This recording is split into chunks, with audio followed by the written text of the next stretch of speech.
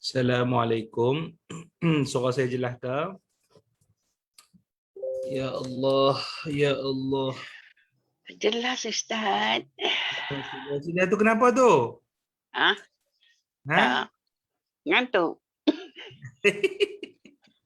Cili ni. Betul Ustaz, ngantuk. Saya ni kaki bengkak ni Cili ni, sakit ni. Apa? Tak tahu kenapa. Ceklah Ustaz, kok ada kencing manis. Tumit bengkak dia, tumit bengkak. Pak jalan dah kok gemuk sangatlah Ustaz. Itulah. Tak tahulah Makcik Leha ni. Okey, baik, jom. Baik, Alfa. Assalamualaikum Ustaz. Salam Encik Jasni. Encik Jasni. Ya. Encik ni duduk pucung Bukan. Salam. Oh, salam. Ustaz sekarang kat mana? Di Perlis. Oh, Perlis. Di Perlis. Semoga sihat kita semua ya Ustaz. Ya Rab, ya Rab, ya Rab. Bismillah. Al-Fatihah. A'udzubillahi minasyaitonir rajim. Bismillahirrahmanirrahim. Walhamdulillahi rabbil alamin. Ar-Rahmanir Rahim. Maliki yaumiddin. Iyyaka na'budu wa iyyaka nasta'in. Ihdinas siratal mustaqim. Siratal ladzina an'amta 'alaihim ghairil maghdubi 'alaihim waladdallin. Amin. Bismillahirrahmanirrahim. Alhamdulillahi rabbil alamin. Wassalatu wassalamu ala sayyidil mursalin wa ala alihi wa sahbihi ajma'in. Rabbana shrah lana sudurana wa yassir lana umurana wahlul 'uqdatam min alsinatina yafqahu aqwalana. Allahumma faqihna fid din wa 'allimna ta'wil wahdina ila siratikal mustaqim. Wa sallallahumma ala sayyidina Muhammad abdika wa nabiyyika wa rasulika nabiyil ummi wa ala alihi wa sahbihi wa sallam wa ba'd. Assalamualaikum warahmatullahi taala wabarakatuh. Alhamdulillah, bersyukur pada Allah Subhanahu wa taala kita bertemu lagi pada pagi ini untuk kita menyambung pengajian kita daripada kitab Riyadhus Salihin min kalami Sayyidil Mursalin, karya Maulana Al-Imam An-Nawawi radhiyallahu taala anhu, wafat pada tahun 676 Hijrah. Baik, semua ibu-ibu sihat ke? Semua ibu-ibu? Alhamdulillah, kita bertemu lagi pada hari Khamis ini, alhamdulillah. Baik, yang di Facebook, yang mengikuti live di Facebook, jelahkah suara saya? Alhamdulillah, Makcik Sal ada, Ibu Zailan ada. Suara putih-putih ke? Makcik Sal? Okey, baik. Okay, baik. Bismillahirrahmanirrahim. Jom kita baca. Kita baca kitab. Qala al-musannifu wa syarihu rahimahumallahu ta'ala wa nafa'ana bihima bi'ulumihima fid darain amin. Qala al-musannifu wa an Abi Umarah Al-Bara ibn Azib radhiyallahu ta'ala anhuma qala amarna Rasulullah sallallahu alaihi wa alihi wasallam bisab'in wa nahana an sab'in.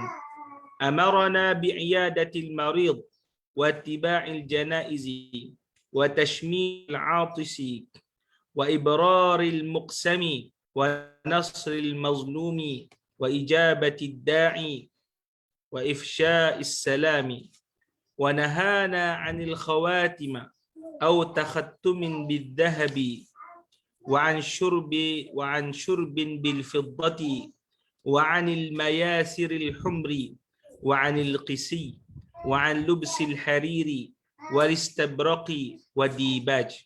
Muttafaqun alaih.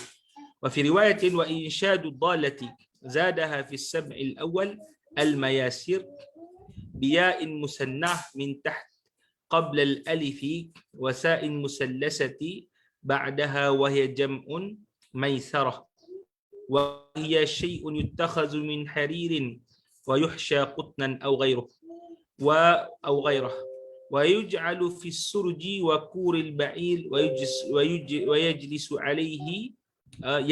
عليه الراكب والقسي بفتح القاف وكسر السين المهملة المشددة وهي ثياب تنسج من حرير وكتان مختلطين وإنشاد الضالة تعريفها. Baik. مولانا الشيخ رضي الله تعالى عنه وعن أبي عمارة daripada Abi Umarah Al-Bara bin Azib radhiyallahu ta'ala anhuma. Disebut radhiyallahu ta'ala anhuma iaitu nak menyebutkan bahawasanya kedua-dua iaitu Bara dan juga bapa dia adalah sahabat Nabi ridwanullahi ta'ala alaihim. Qala, kata dia, amarna Rasulullah sallallahu alaihi wa alihi wasallam bi sab'in. Kata dia, amarna, mengarahkan kepada kami oleh Rasulullah sallallahu alaihi wa alihi wasallam bi sab'in, dengan 7 perkara. Wa nahana an sab'in, dan Nabi SAW larang kami dengan 7 perkara. Jadi ada benda yang diarahkan oleh Nabi, ada benda yang dilarang oleh baginda Nabi SAW. Okey, apakah 7 perkara yang diarahkan oleh Nabi SAW? Amarana bi'iyadatil marda. Nabi menyuruh kami untuk iyadatil marda. Iyadatil marda maknanya menziarahi orang-orang yang sakit. Kita dah sebut dah pada hadis yang lepas bahawa menziarahi orang sakit itu secara umumnya adalah sunat. Adalah apa? Adalah sunat. Ya. Tapi ada kala tak boleh lah, kalau contoh penyakit berjangkit sekarang ni kan, COVID ni. Sebab lagi kita ziarahi dia tu buat mudarat pula kan kepada orang lain. Itu satu. Kemudian kadang-kadang kalau kita nak ziarahi kerap sangat sampai menyusahkan dia. Dia adalah sakit, nak rehat pun tak boleh, duk ziarah pun tak boleh. Maka pada ketika itu tidak disunatkan. Boleh faham tak? Baik. Kemudian kata Maulana Syekh radhiyallahu taala anhu, wa tashmitil atisi. Sekali lagi. Yang pertama, amarana bi iyadatil marda.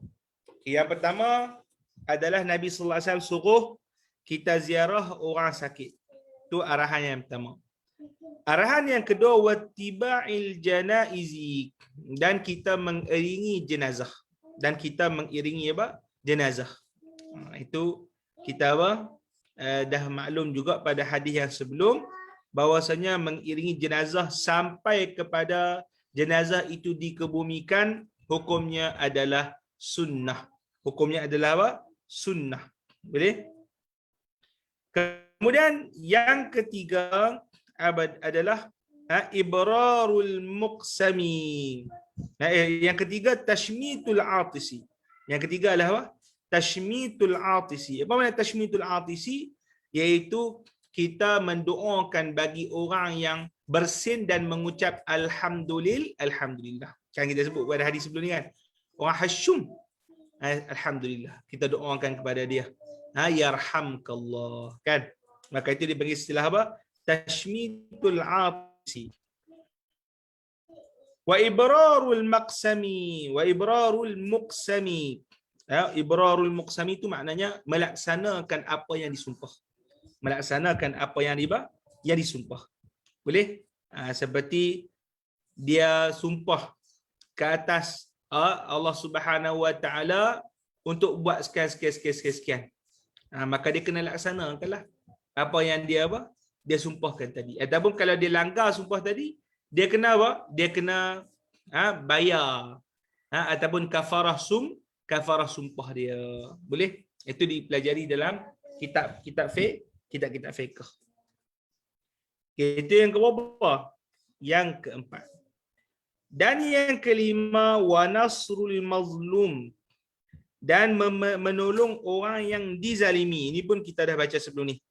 Iaitu kita ni menjadi hak orang Muslim bahawa kita menolong orang yang dizalimi di kalangan mereka. Boleh? Kemudian yang keberapa pula ni? 1, 2, 3, 4, 5, 6 pula. 6 pula apa dia? 6. Wa ijabatud da'i. Apa ni ijabatud da'i?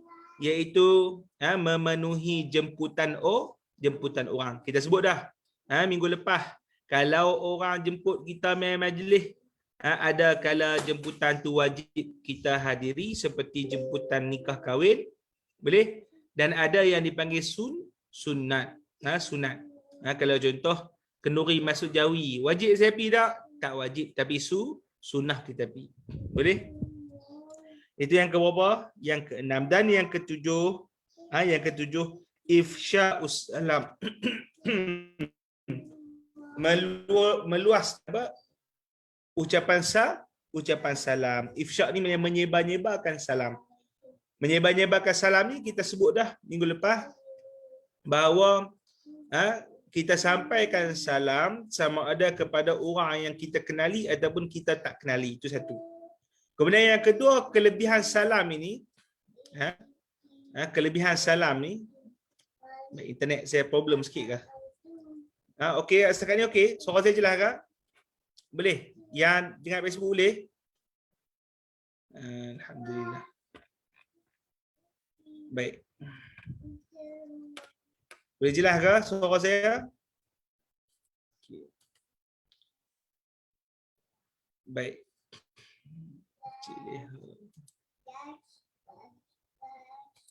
Jelas nak? Okey. Aduh. Sekali lagi. Okey, yang ke berapa? Yang ketujuh, ifsya'us salam. Ifsya'us salam menyampaikan salam kepada apa? Semua orang, sama ada yang kita kenal ataupun yang kita tidak kenal. Kemudian yang kedua adalah kelebihan salam ni, walaupun memberi salam itu sunat, tapi pahala dia adalah lebih tinggi daripada menjawab salam. Sedangkan menjawab salam tu wajib. Itu kita nyatakan pada perjumpaan sebelum ini. Boleh? Okey. Hak ni yang Nabi larang ni yang belum kita tahu. Nabi suruh 7 perkara kan? 7 perkara, yang ni kita dah tahu dah daripada hadis sebelum. Sekarang ni kita nak tahu apa yang Nabi larang daripada 7 perkara. Kata Maulana Syekh radhiyallahu taala anhu, dia kata wa nahana an khawatim. Dia kata apa? Dan baginda larang kami daripada khawatim. Khawatim ada khawatim cincin. Cincin. Ataupun disebutkan secara riwayat yang lain takhattum bizzahabi, bahawa memakai cincin dengan cincin emas. Memakai cincin dengan cincin apa? Cincin emas. Boleh?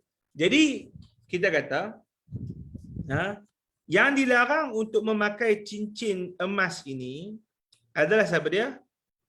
Adalah siapa dia? Orang lelaki. Sebab tu perawi tadi, Bara' bin Azib adalah orang lelaki. Nabi kata, tak boleh pakai cincin emas. Cincin emas ni untuk siapa, Cik Leha? Untuk orang perempuan. Bukan untuk orang lelaki. Tak boleh pakai cincin emas. Dan termasuk, ini ulama ambil hukum juga. Dan termasuk daripada hukum ini apa saja perhiasan, rantai ke, gelang ke, maka itu adalah haram dipakai oleh orang lelaki. Boleh faham? Baik. Itu dipanggil perbahasan berkenaan dengan apa dia? Cincin dan perhiasan. Perhiasan secara umum haram dipakai oleh orang lelaki. Tetapi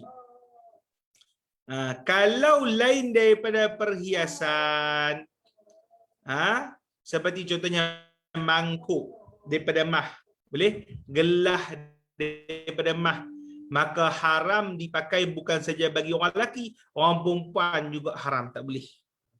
Faham tak Makcik Leha, Cik Jasni faham? Kalau mangkuk, kalau sikap daripada mah, Faham, Ustaz. Kalau tu kesemuanya itu haram. Ya? Faham tak boleh. Ibu Nurlah faham. Ibu Zailan, Ibu Wan Makhzan semua ni daripada tengok di Facebook ni. Okay? Tak boleh pakai haram. Tak boleh. Ustaz, ni ada orang putih tu, ada kita boleh pergi sewa jamban daripada emas, Ustaz. berak daripada jamban daripada emas. Boleh Ustaz? Ya. Okey, jelas. Ada orang kata jamban daripada emas. Boleh tak Ustaz? Haram juga, tak boleh. Tu dia. Faham tak? Tak boleh digunakan. Lain daripada dia tak boleh digunakan emas dan perak. Kita kata yang lain daripada perhiasan bagi lelaki dan perempuan. Bagi orang perempuan, perhiasan dibenarkan. Boleh faham Baik. Itu dia yang pertama dilarang oleh Nabi sallallahu alaihi wasallam. Kemudian yang kedua, ada Nabi sallallahu alaihi wasallam melarang an syurbin bi aniyatil fiddati. Bahawa Nabi larang untuk minum daripada bekas daripada perak. Minum daripada bekas yang diperbuat daripada perak. Maka itu adalah haram. Maka ulama dalam mazhab Syafi'i dia kata tak, bukan saja minum bekas daripada perak adalah haram, bahkan emas lagi haram. Boleh faham tak? Maksudnya apa?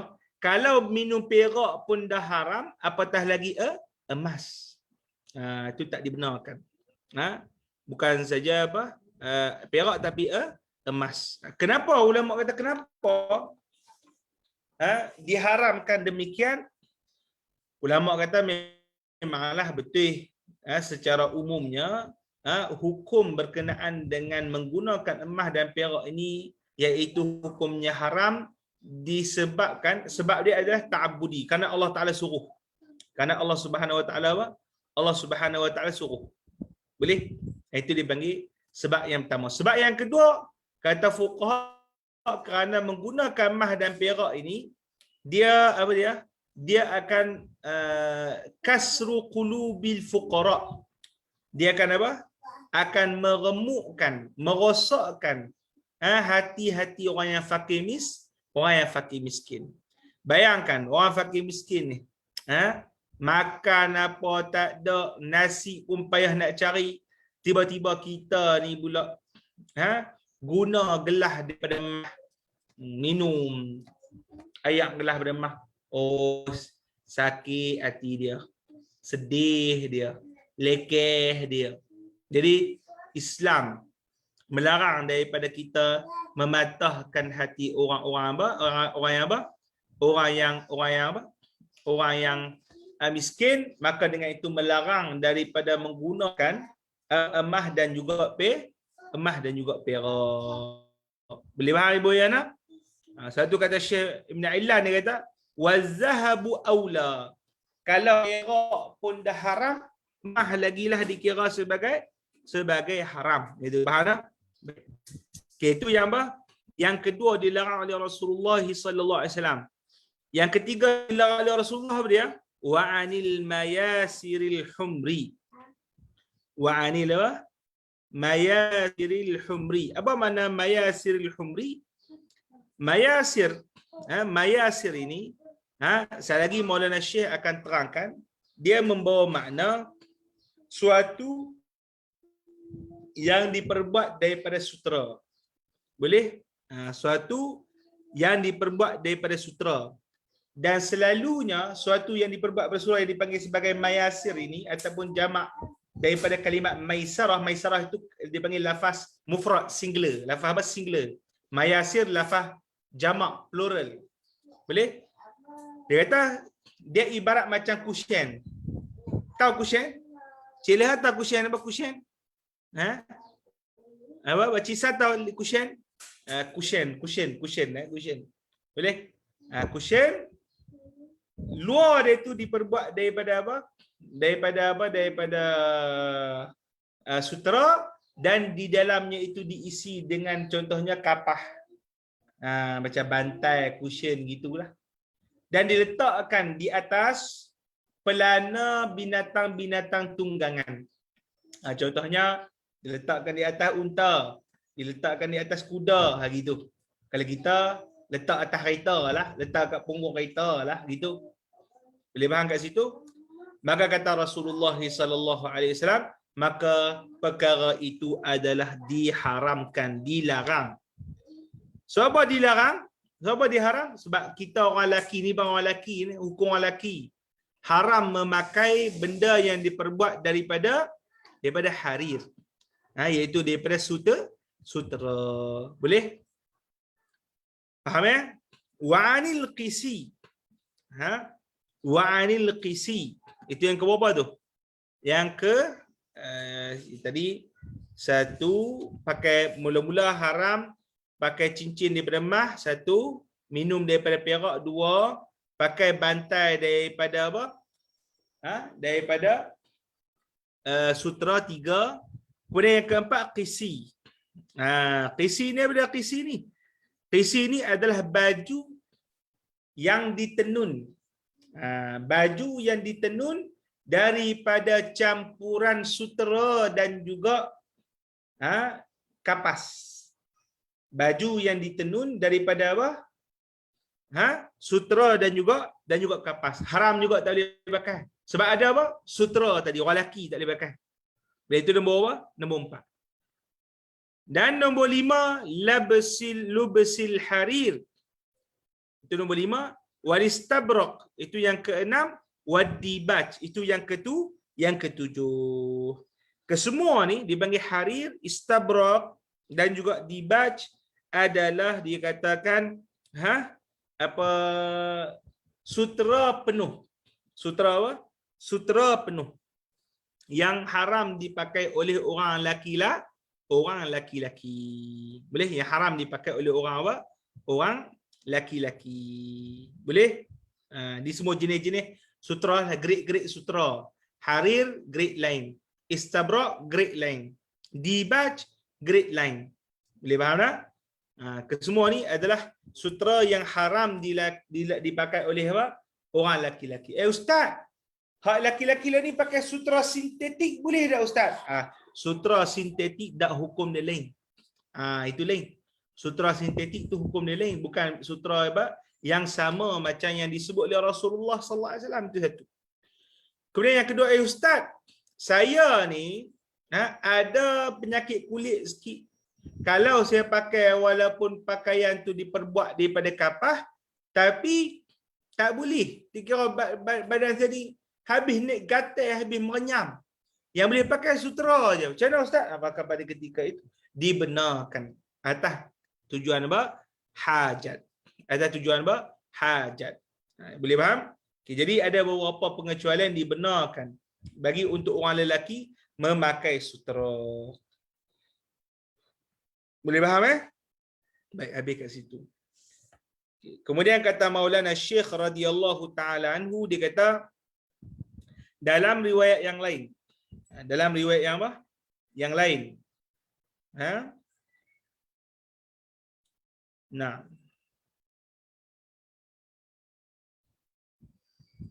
Dalam riwayat yang lain. Dia kata apa ni? Mana tadi? Okay. Wa fi riwayatin, dalam riwayat yang lain, wa insyadu dhallati. Wa insyadu apa? Dhallati. Dan dalam riwayat lain mencari dhallah. Apa makna mencari dhallah? Maksudnya mencari benda yang dia hilang. Mencari benda yang apa? Dia hilang. Insyadu dhallah. Itu ganti bagi perkara yang pertama, 7 yang pertama. Maksud dia apa? Dalam riwayat yang lain, di antara perkara yang 7 pertama apa dia? Perkara yang yang disuruh oleh kami, yang disuruh oleh Rasulullah SAW kepada kami adalah mencari benda yang hilang, ataupun memaklumkan, mengumumkan benda yang hilang. Boleh? Contoh dia, kita jumpa kat tengah jalan. Ni dipanggil masalah ahkam luqatah. Ahkam apa? Luqatah. Jumpa kat tengah jalan. Ada beg duit. Beg duit tu ada berapa? RM500. Boleh faham? Maka antara hak orang Muslim yang perlu kita tunaikan adalah kita memaklumkan barangan yang hilang tadi. Kita cakap, pergi kat masjid-masjid tempat himpunan orang awam. Siapa ada hilang beg duit? Siapa ada hilang beg duit? Kita jumpa kat orang awam. Boleh? Siapa ada hilang beg duit ni? Boleh? Dia sebut beberapa sifat-sifat beg duit yang dia hilang tadi. Tu. Maka itu daripada apa? Sebahagian tanggungjawab kaum muslimin terhadap saudaranya Muslim yang lain. Muslim yang apa? Yang lain. Boleh? Okey. Setakat ni okey? Boleh faham? Komen sikit yang menghadiri pengajian dia apa?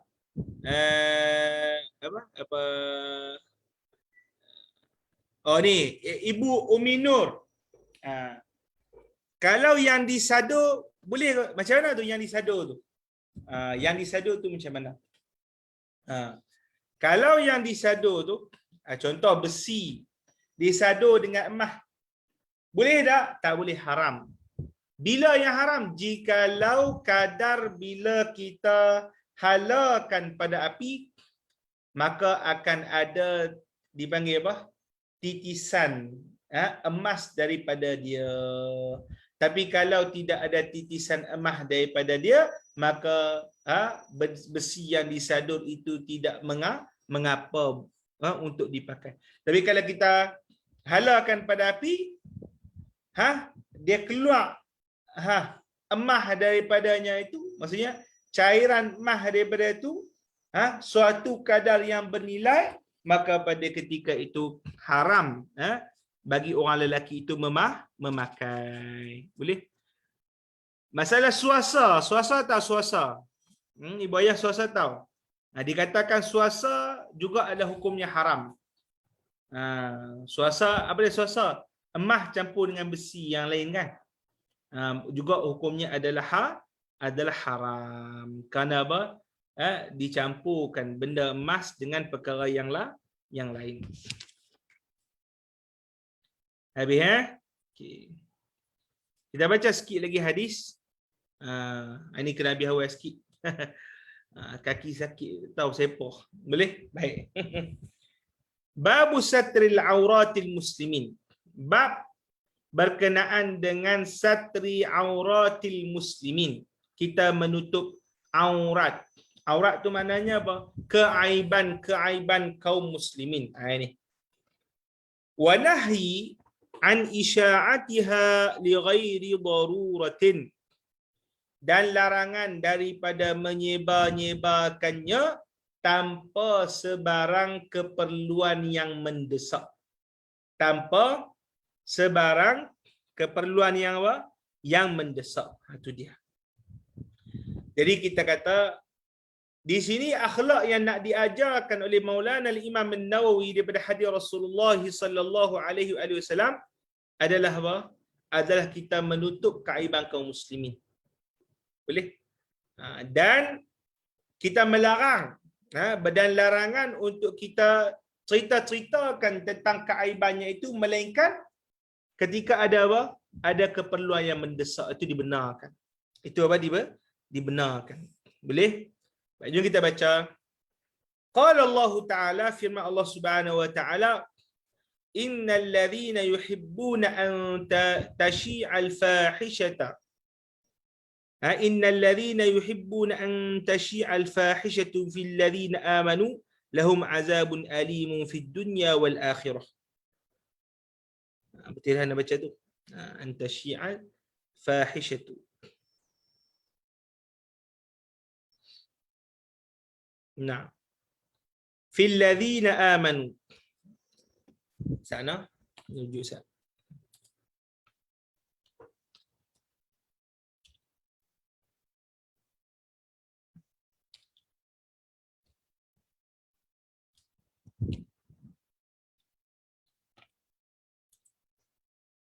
Naam. An tasyi'al fahishatu. Nak pastikan. Baik. Okay. Yang di ikut Facebook ada lagi? Okay, baik. Okey, kita sambung. Innal ladzina yuhibbuna an tashi'al fahishatu fil ladzina amanu lahum 'adzabun alimun fid dunya wal akhirah. Ini besar ni. Masalah orang suka menyebar-nyebar keaiban kaum muslimin. Lah ni zaman dia viral. Kita ni sangat-sangat penting ni. Sangat-sangat penting bab ni. Kita duk viral sana viral tak ingat dah. Dosa pahala tak ingat dah. Tu dia. Baik. Kata Maulana Syekh radhiyallahu taala anhu, firman Allah Subhanahu wa taala, innal ladzina yuhibbuna an tashi'a. Sungguhnya mereka yang suka untuk disebar-sebarkan fahishah. Fahishah tu maknanya perbuatan-perbuatan keji, perkara-perkara keji. Fil ladzina amanu, di dalam kalangan orang yang beriman. Apa yang akan dikenakan bagi pok-pok gini? Lahum azabun alim. Allah, bagi mereka itu azab yang pedih. Kena ingat tu Allah Taala kata tu. Kita ni kadang-kadang ada keaiban kawan kita, contohnya tak pakai baju ke apa ke, dia pergi sebar dekat Facebook saja nak bagi aib dia. Boleh? Ataupun orang tu tersilap sikit je cakap, dia pergi sebar kat Facebook, dekat internet habis ke semua jadi viral. Memalukan dia. Ataupun perkara-perkara keji lagi teruk lah. Gambar-gambar lucah dan sebagainya. Maka Allah Ta'ala kata bagi pokok ni lahum azabun alim. Maksud dia. Na'udzubillah. Jadi secara umumnya, siapa-siapa pun di kalangan kaum muslimin kita tutup keaiban dia. Jangan kita duk pergi sebar-sebar supaya orang jadi hina dia, supaya orang jadi teruk dia, sangka buruk pada dia. Benda-benda yang apa? Sangat-sangat apa? Sangat-sangat bahaya. Boleh? Baik, ayat Al-Quran ni sebenarnya turun pada Sayyidina Aisyah radhiyallahu taala anha apabila ada orang yang munafik. Depa kata Sayyidina Aisyah main kayu tiga dengan seorang sahabat Nabi namanya Safwan. Maka Allah Subhanahu wa taala turunkan ayat ini nak menempelak pokok munafik bahawa mereka yang menyebar-nyebarkan kata orang ni berzina, menuduh orang tu berzina, orang ni skandal, orang tu maka itu adalah apa? Perkara apa? Bagi mereka azab yang pedih. Satu lagi yang anda tak suka tu dulu, cerita dulu melodi tu. Melodi, suka duk sensasi-sensasikan berita berkenaan dengan orang. Kesemuanya itu adalah dosa-dosa yang kering lah. Wa'azubillah. Baik. Fi dunya wal akhirah. Di dunia dan akhirat, subhanallah. Takut apa yang Allah Ta'ala berikan kepada orang demikian. Baik. Kita baca hadis yang disebutkan. Wa an Abi Hurairah radhiyallahu ta'ala anhu anin Nabi sallallahu alaihi wa alihi wasallam qala la yasturu 'abdun 'abdan fid dunya illa satarahu Allah yaumal qiyamah. Rawahu Muslim. Allah. Ini saja satu. Daripada Abi Hurairah radhiyallahu taala anhu, daripada Nabi sallallahu alaihi wa alihi wasallam qala la yasturu 'abdun, tidaklah menutup seorang hamba. Seorang hamba tu maknanya apa dia? Manusia lah. Bukan kita faham mesti hamba abdi dah. Hamba ni apa? Insan, manusia semuanya. Tidak menutup seorang insan akan seorang insan yang lain. Boleh? Seorang apa? Insan yang lain. Fid dunya, di dunia, illa melainkan satarahullahu yaumal qiyamah. Melainkan Allah Subhanahu wa taala akan tutup keaiban dia di akhirat. Allah. Melainkan Allah Taala akan tutup apa? Keaiban dia di akhirat. Kita nak ada Allah Taala tutup keaiban kita? Kau kita ni suci sangat, tak ada keaiban langsung. Nauzubillah. Penuh kita ni keaiban, cuma Allah Taala tunjuk je, tambah tunjuk je. Tak tunjuk di dunia. Tapi kalau Allah Taala balas tunjuk di akhirat, lagi malu kita, semua makhluk akan lihat. Jadi kita kena apa? Kena sedar diri. Kena tutup keaiban orang, moga Allah Taala tutup keaiban kita. Baik, saya baca syarah Maulana Syekh Ibn Ailan, dia kata, siapa yang manusia tutup keaiban manusia yang lain, kata Syekh Ibn Ailan, terutamanya keaiban orang yang ada hayat. Hayat ni mana orang yang masyhur, orang yang terkenal. Yang mana orang terkenal tadi bukan ma'ruf langsung, bukan terkenal langsung dengan perbuatan tak elok. Boleh faham? Bukan terkenal langsung daripada perbuatan tak elok. Orang kenal dia semua orang baik. Contoh orang yang ni lah baik-baik. Contohnya kan wakil rakyat ke hak baik-baik, hak elok. Boleh? Tak kenal pun, kira dia tak berlaku sombong, tak berlaku angkuh, tak berlaku apa, tak menghina rakyat, tak apa, dia orang bagus. Ada kesalahan dia buat sikit, kita tahu. Kita tutup. Kita tutup, tak apa. Tutup keaiban tu. Boleh? Dia kan apa? Tak ada masalah. Tapi Syekh Ibn Ailan dia kata, kalau orang tu memang masyhur, dia memang masyhur dengan orang yang memang jahat, suka menzahir-zahirkan kejahatan dia di khalayak ramai, maka itu kita kata tidaklah lagi wajib untuk kita menutup keaiban dia. Itu dia. Bahkan kita boleh sebarkan kejahatan dia supaya orang dapat selamat daripada kejahatan dia. Ini disebutkan oleh Maulana Syarih radhiyallahu taala anhu. Jadi kena jaga-jaga kat situ lah. Boleh? Habis. Waalaikumsalam Yufazi. Ahlan. Baik. Habis. Nah. Wa anhu, dari hadis yang qala sami'tu Rasulullah sallallahu alaihi wasallam yaqul kullu ummati mu'afan illa al-mujahirin. Illa al-mujahirin. Wallahu subhanahu wa ta'ala a'lam. Kita berhenti sini dulu ibu-ibu. InsyaAllah minggu depan kita baca banyak sikit. Ana minta izin dulu, ada keuzuran sikit. Tak dapat lagi nak sambung buat masa yang lama, insyaAllah.